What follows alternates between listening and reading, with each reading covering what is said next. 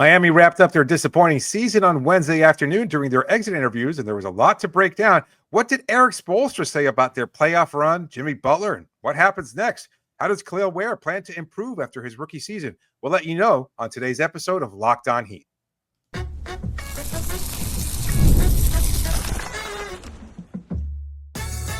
You are Locked On Heat, your daily Miami Heat podcast, part of the Locked On Podcast Network, your team every day.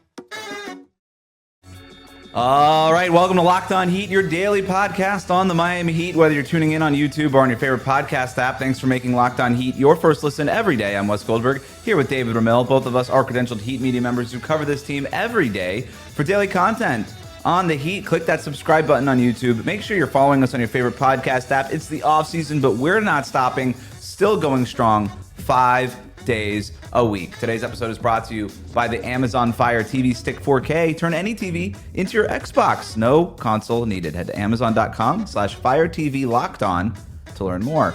Have a jam-packed show for you today. Exit interviews were today over at Kaseya Center. We were there. We were listening to the players, listening to Erik Spoelstra. A lot of interesting stuff that we're going to get to. Spo and Bam and Tyler, all these guys were asked about the Jimmy Butler drama, and they opened up in a way that we have not heard them open up about the Jimmy Butler drama before. Tyler Herro talked about his extension. Davion Mitchell talking about his offseason, raising some eyebrows. We're going to get to all of that here, but I want David to start with this quote from Kyle Anderson, who was asked, hey, you compete for 2 games in Cleveland. You get wiped off the floor 2 games in Miami. What happened in this series? You want my honest answer, and I don't mean to throw shots at anybody and or even, entertain what was going on between them, but I think they looked like a better team without Garland on the floor. Now, I don't know the numbers or anything, but I think it played more into their favor once Garland wasn't on the floor for them. They were able to dictate the tempo and get more stops on defense, and it was hard for us to score. And they had more guys out there on defense. So I think once we came across that, it got kind of tough for us. Kyle Foreman Anderson, you could stay, buddy. I love it. Heat lifer. Heat lifer. He's in a contract for 1 more year, but. I loved it. I was like, oh, okay, we're just gonna say the quiet part out loud, just like Darius Garland did. Hey, Garland, you opened it up, and by the way, you deserved it. You guys wiped the floor with the Heat in 4 games. It's gonna be taken as some trash talk there, but I think the point, it was more of a basketball point. But I love it. I love that Kyle Anderson, he's not afraid of that smoke. He'll take it. He don't care. Yeah, why should he? I mean, his season's already done. If Garland's going to true. put that up on his bulletin Is it board, going to sweep him again? Payback against Kyle Anderson. What, he's going to circle a date for a game that doesn't even appear on the schedule yet? Sure, I guess so. Oh, that preseason game against Cleveland is really going to be fiery and contentious, so I guess. I do like, maybe there's like a little bubbling rivalry here between Darius Garland and the Miami Heat organization. And you know what? I'm here for it. I like the entertainment. Let's move on, though. Bam was asked to clarify his statements about what he expects in the offseason. So after the Heat gets swept after Game 4, he's talking about, hey, listen, I asked him, what's got to change? And he said, that's, the man with the silver hair, Pat Riley, if we know him, changes are coming. He was asked to clarify those statements. Bam, you mentioned the other day that you'd expect that the guy with the silver hair operates, as you said.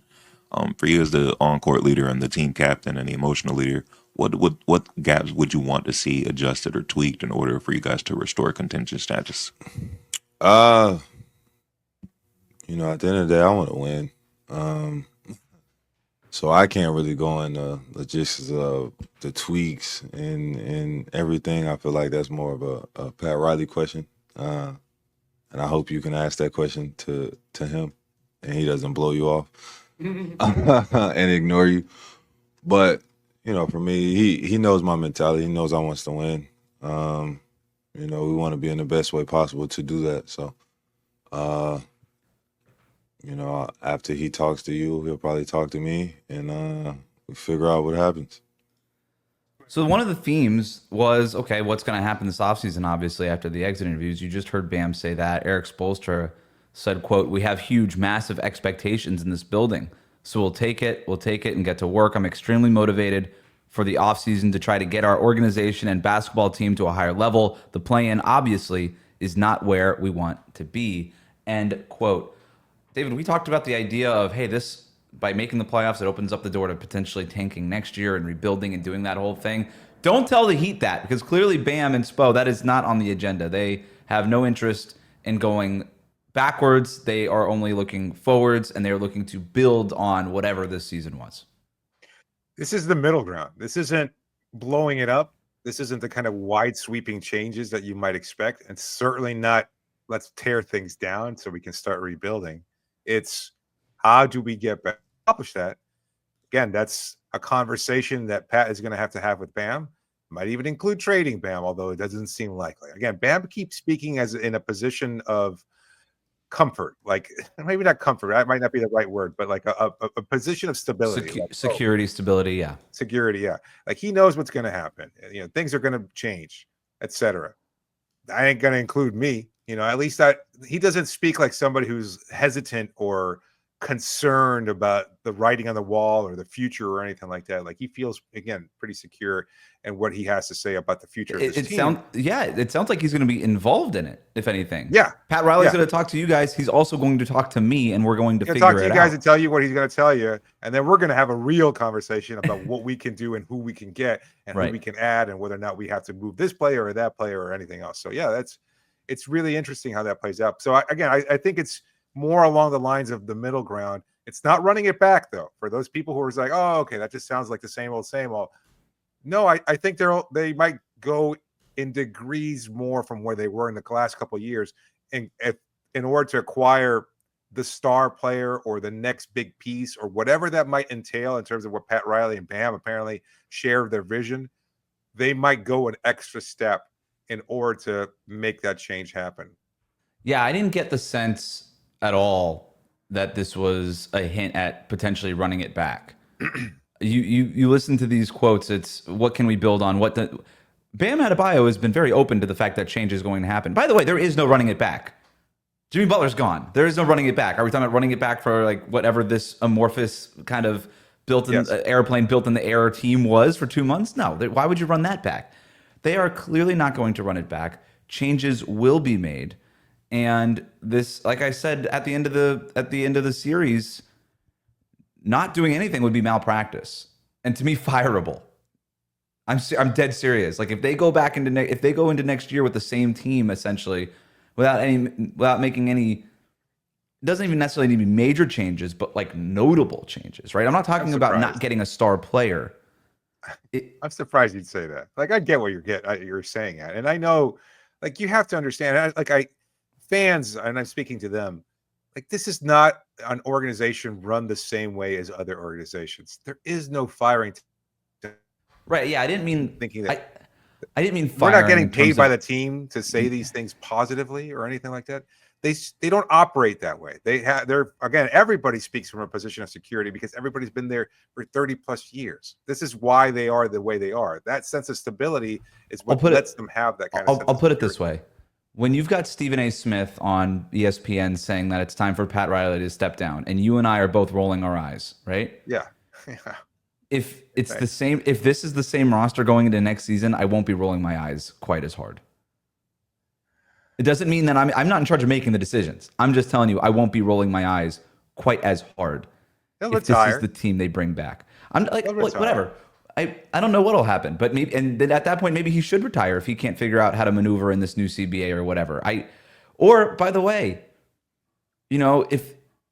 are we sure that this is a team that that is capable of getting back into contention right away? They want to. I want to make this very clear. There is zero appetite to go 5 years between stars again, like they did between LeBron and Jimmy Butler. They do not want to do that. That also does not mean that they won't do that, right? Getting the star, as they know, is very difficult. But they're going to try to get that star. They don't want to take that step back. Still a free agent, right? At the end of the season. I mean, I know he's playing with Indiana, right? Or James Johnson, he's on the roster, right? Can they bring him back? Is Dion still an available free agent? Run Luke Babbitt back.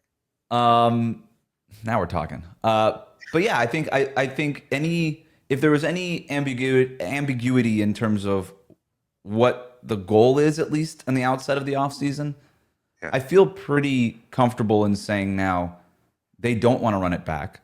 Changes will be made, and they probably don't know what changes exactly they want to make. I think that they're still very much in the processing stage of what kind of team do we want to be? What is a team built around Bam Adebayo and Tyler Herro and Erik Spoelstra? How long can we wait with 80-year-old Pat Riley at the helm? Is he willing to wait out? Spo has said multiple times, including today, guys like Nico and Kalel Ware and Jaime Jaquez are 21, 22, 23 years old. We kind of need them to be in their 26, 27, 28-year-old forms right now, but obviously you can't get there. Well, do they have the patience to wait to get there? Or do they trade those guys for people who are 26, 27, and 28 years old? Right? I think these are all very fair questions, and I don't know that the Heat have the answers to them right now, but I think that's part of the evaluation process, and that's what these next couple of weeks are going to look like. So let's move on, though, because they did look back on the Jimmy Butler situation. They were asked about it. Now that they have had a chance to process it, the season's over, talk about it more willingly. They opened up in a way that we hadn't heard them before about the Jimmy Butler situation. We're going to talk about that next here on Locked On Heat. Today's episode is brought to you by Amazon Fire TV Stick. Did you know that your Fire TV is also an Xbox? You can turn any TV into your gaming and entertainment hub with Fire TV Stick 4K devices, no console required. Just grab your paired controller, subscribe, or sign into Xbox Game Pass Ultimate with EA Play included, and you're ready to go. And you can dive into hundreds of premium titles, including EA Sports College Football 25 or Call of Duty, as easily as you stream your favorite shows. What if you could jump into your favorite Xbox titles without needing your console in every room? How convenient would that be? I know sometimes it's just a spur of the moment thing. He's like, you know what? I've just got a couple of minutes. I want to squeeze in an extra game of this or on.com, Fire TV Locked On. That's Fire TV Locked On to get started. Xbox Game Pass Ultimate subscription and compatible controller are required and available on select devices, including Fire TV Stick 4K 2nd Gen, Fire TV Stick 4K Max 1st and 2nd Gen, and Fire TV Cube 3rd Gen. We'll be right back.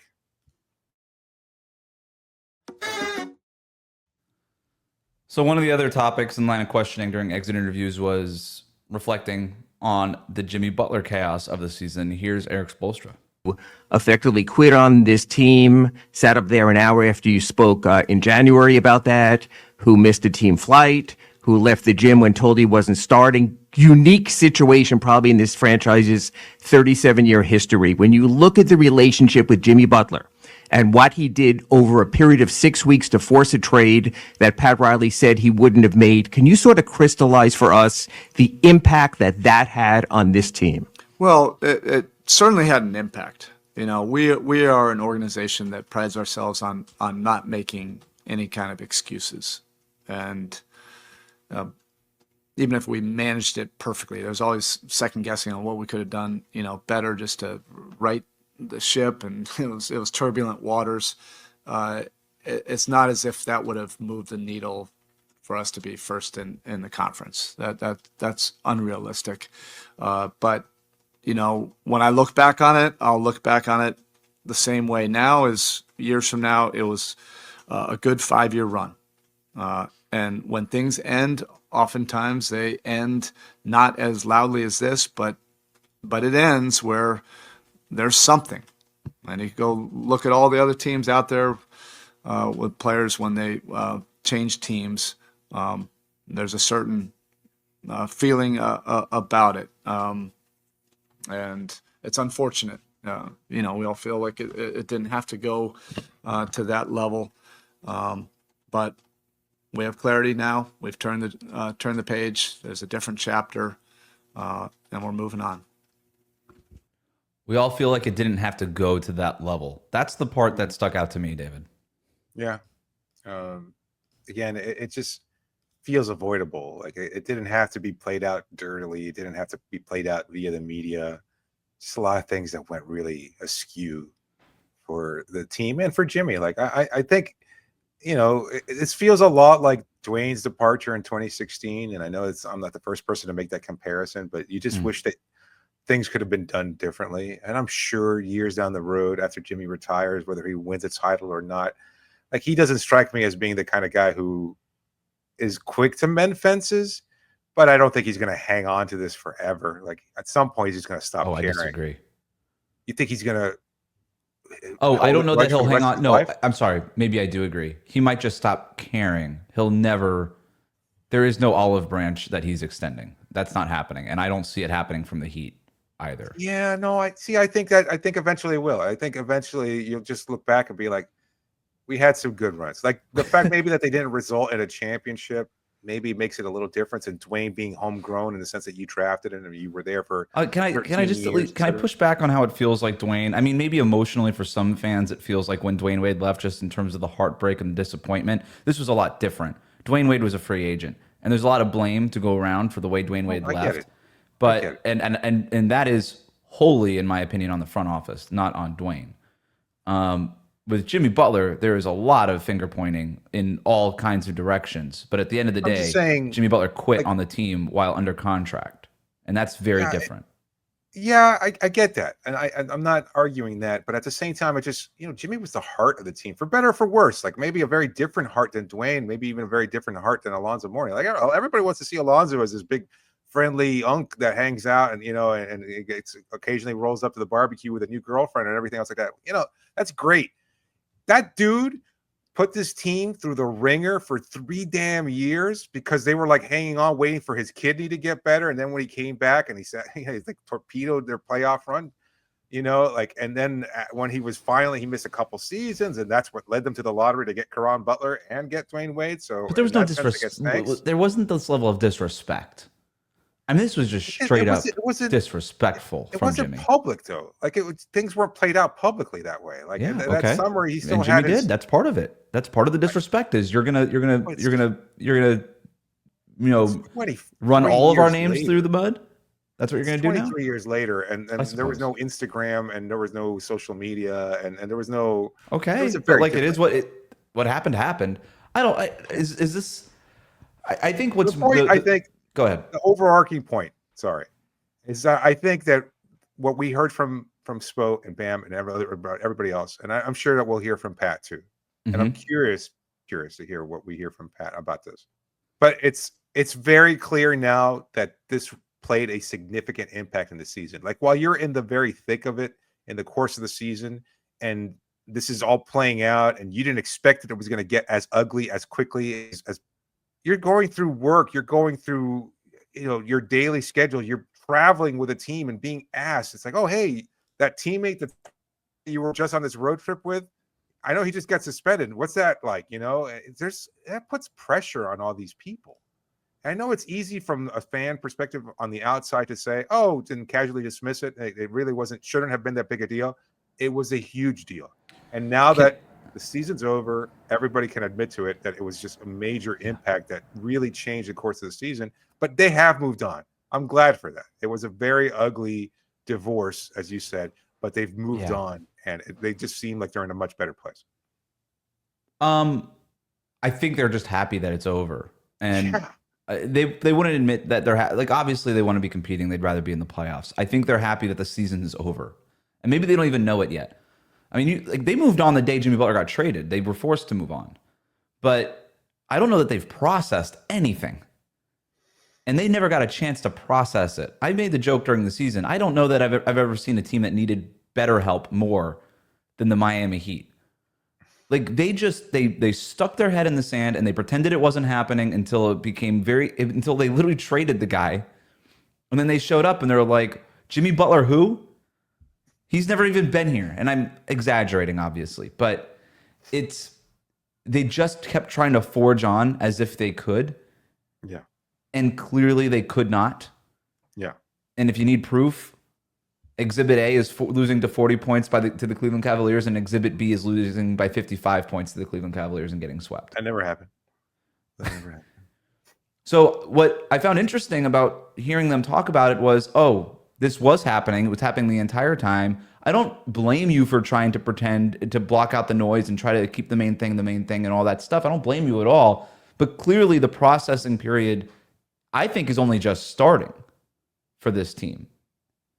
Because I do think in basketball terms, and it's all relative, but that was a traumatic event for this team. It completely. When you said Jimmy Butler was the heart of the team, he was the straw that stirred the drink, right? That's what Pat Riley called him. And when you remove that, you can't just keep going. It doesn't make any sense.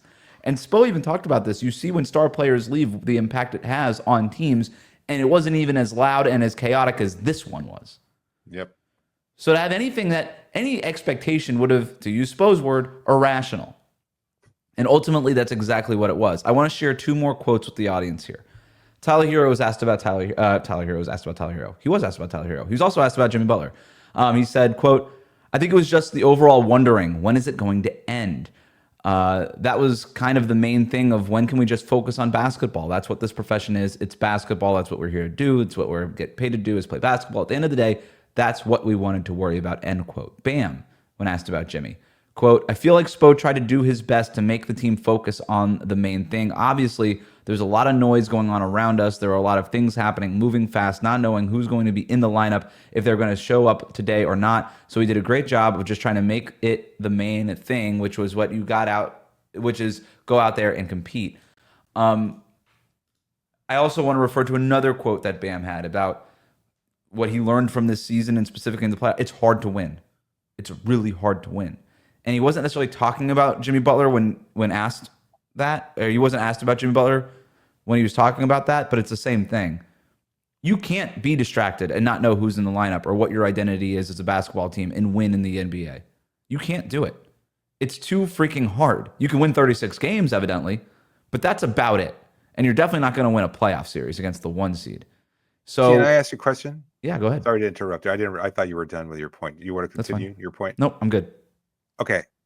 Do you sense any lingering resentment from the players still on this team towards the front office because they mishandled the Jimmy Butler situation? I don't get that sense. But again, like, everybody's really been honest now about how impactful Jimmy was to winning and how significant a part of it that he was. And at the same time, while you're still trying to preserve yourself and trying to say, you know what, Jimmy helped us win a lot, but hey, guess what? I can help us win a lot too.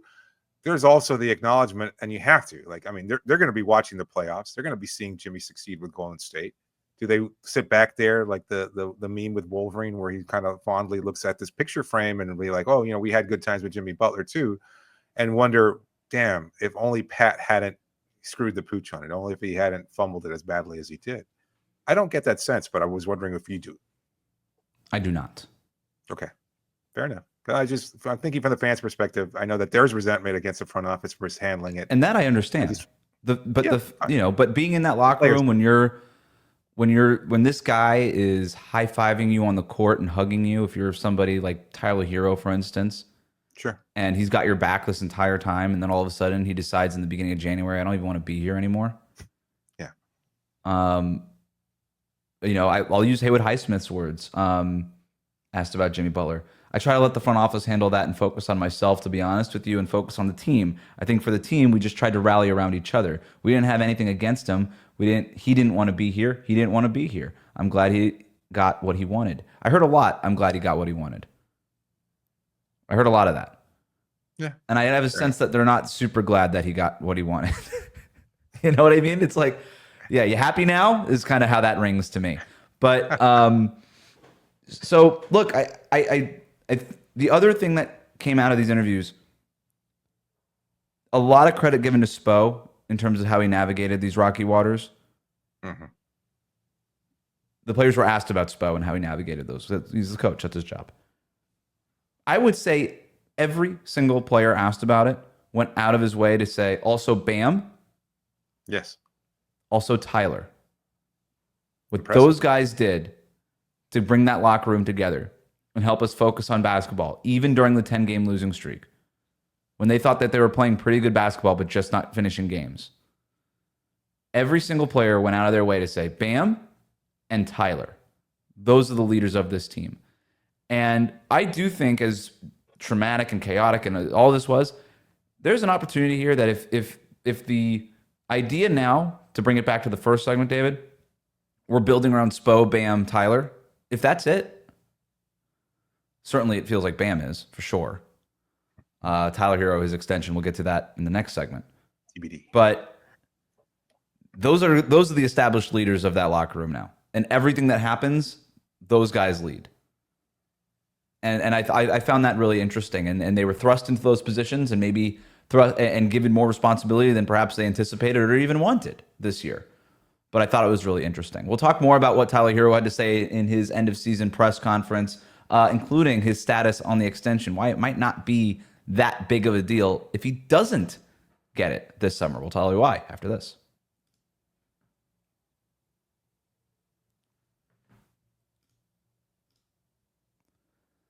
All right, so a few more takeaways from these exit interviews. I want to start with Davion Mitchell before we get to this Tyler Herro stuff. Davion was asked, hey, thoughts on this offseason? You're going to be a restricted free agent. That was essentially what the question was. He says, I don't know what the future holds, and I'm not going to get into all of that, but I loved being here, love my teammates. Coach Spo told me the first day, go be yourself. Being here, I just kind of fit right in. I haven't really thought about it, being the contract, or talked about it with my representation. There's a long summer where we're going to have a lot of talks about it, and when we do, I'll be prepared for that. I don't really know what to expect. I've never been in this situation before, so I'm just waiting to talk to my agency, end quote. I saw this quote making the rounds on social media, the hashtag he gone. I was just going to say that. Yeah. And I understand why people would feel that way when he says, I loved being here in the past tense. Well, I get why that would raise some eyebrows. Sure. I get it. At the same time, I think he was playing it very safely. We had him on the show, and I was really kind of genuinely surprised at how deftly he handled our questions and didn't want to he's very media savvy for a very young player. And I think he handled that pretty well because we've seen what happened with Kyrie Irving. Maybe that's the worst example possible, but he stood there many times talking about his future with the Boston Celtics and then was like, I'm outie. And he totally dipped on that franchise, and everybody in the greater New England area hates him.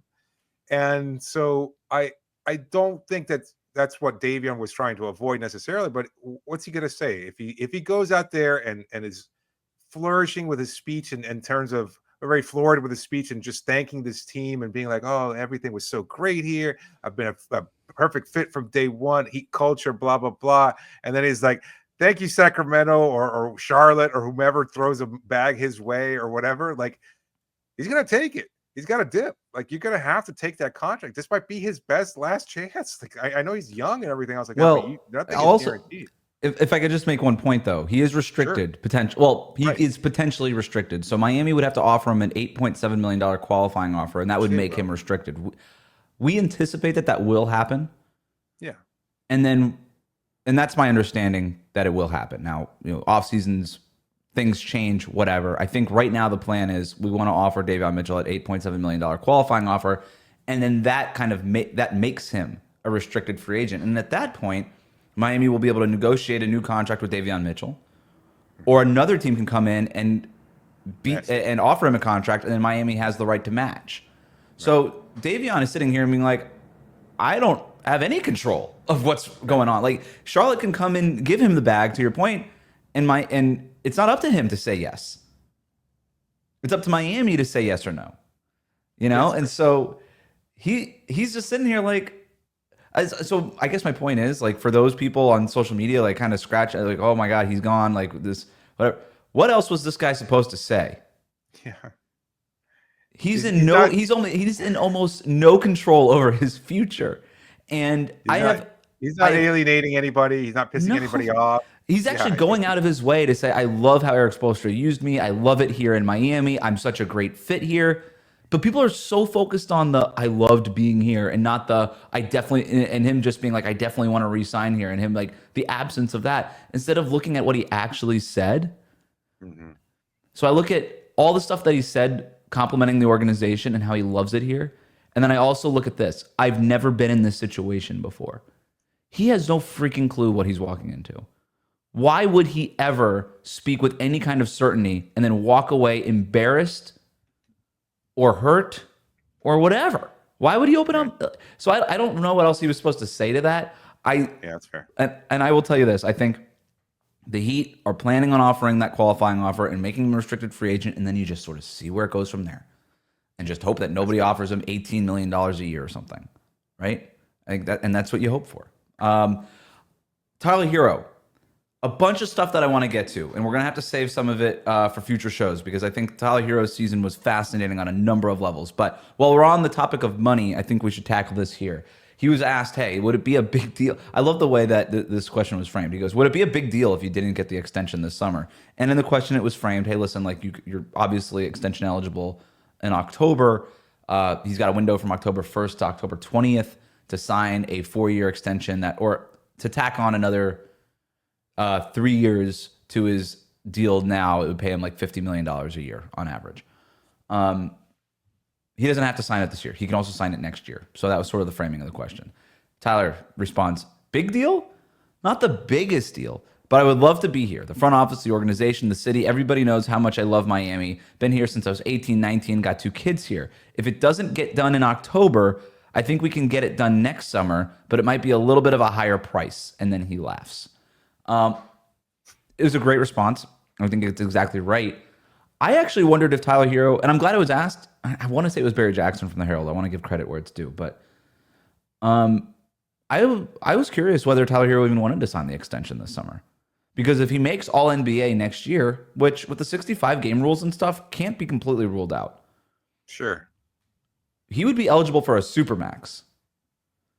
So I almost wondered, like, it's kind of the same money whether you sign it this year or next year. Wouldn't you want to hold open like that possibility that supermax can get unlocked for you by making All NBA? So I don't know that Tyler Herro has given any thought to this, or even if he knows it. Again, these guys are 48 hours removed from the season ending. So I don't know how much of a conversation he's had with his agents about it. Well, I do wonder if Tyler Herro would, but it sounds like he said that it sounds like he would like the extension, but it wouldn't be a big deal if he didn't get it. Fair. I mean, he also did hint at the possibility that the price tag would go up next summer, but he also has to be realistic. I guess I see your point about with the 65 game rule, like maybe other similarly qualified players might drop out because they might not meet those requirements, and that opens up a doorway for Tyler to potentially become an All-NBA player. Yeah, that possibility does exist. It is, however, a little unlikely. But he's also seems like the type of guy who is confident in his ability to keep getting better season after season, and he might just be willing to bet on himself too. So it's going to be an interesting decision-making process from the Miami Heat front office. I mean, one that might not have to make either, though, depending on how this summer plays out and whether or not Tyler is included. Miami might want him to plans. Pick him up. Miami, if they don't think that they're trading Tyler Herro, they might want Tyler Herro to pick up that extension and just be like, this way we avoid having to pay this guy $70 million a year, or whatever the supermax is, which I think is something close to that. So I think the Heat, as long as Tyler Herro's in their plans, I think the Heat will offer that extension. You know what? I don't want to say that. I have no idea what they're going to do. Everybody could just say, let's wait another year. And by the way, this happens all the time. All the time. This is not an extension that would replace the final year of Tyler Herro's contract. Any extension would just be tacked on to it. So it's not like Tyler Herro would be giving up any money necessarily by waiting a year. It would just be not for all-stars, though. That doesn't feel like that's something that when you normally try to lock up your all-stars as soon as possible. Bam did it last year. Bam could have been extension eligible this summer. He decided to lock it up last summer. But Steph did this. Steph did this 2 years ago, 3 years ago, something like that. Or pushed it, kicked the can down the road 3 years ago, and then signed the extension 2 years ago. So I don't know. It happens. But again, if I'm Tyler, I'm like, hey, let's see if I can make All NBA. Why not? And see what happens. I don't know. All right. There's a bunch of other stuff that I want to get to from these exit interviews. We have stuff on Kel'el Ware, more stuff from Tyler Herro about how he approached the season and the surprising thing that happened in the season for him. We've got Jaime Jaquez Jr. talking about his struggles for the year. We got a bunch of stuff to get to, but we're going to have to do it on a separate episode. Thank you for making Locked On Heat your first listen today. For your second listen, check out Locked On NBA Game Night. Every game, every night until an NBA champion is crowned. Get local analysis on a national scale. Find NBA Game Night on Locked On NBA on YouTube and wherever you get your podcasts.